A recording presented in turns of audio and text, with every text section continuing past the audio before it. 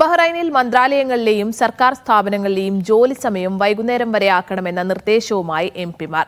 പൊതുജനങ്ങൾക്കുള്ള സേവനങ്ങൾ മെച്ചപ്പെടുത്താൻ 2 ഷിഫ്റ്റുകളിലായി പ്രവൃത്തി സമയം ക്രമീകരിക്കണമെന്നാണ് എംപിമാരുടെ നിർദ്ദേശം. രാജ്യത്തെ സർക്കാർ സേവനങ്ങൾ ഇപ്പോൾ ഉച്ചവരെ മാത്രമാണ് ലഭ്യമാകുന്നത്. മിക്ക ഓഫീസുകളിലെയും കൗണ്ടർ സേവനങ്ങൾ ഉച്ചയ്ക്ക് 2:15 അവസാനിക്കുന്ന സ്ഥിതിയാണ്.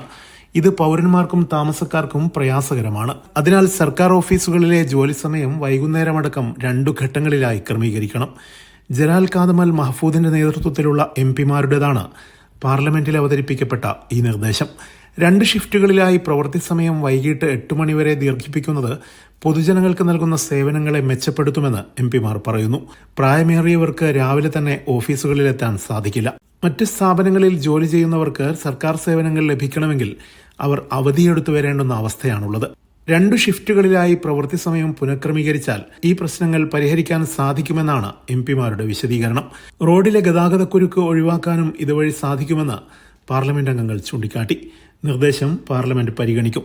എന്നാൽ ഈ വിഷയത്തിലുള്ള അന്തിമ തീരുമാനം ഉന്നതതല അംഗീകാരങ്ങൾക്ക് വിധേയമായിരിക്കും. Siraj Pallikkara, media 1, Bahrain.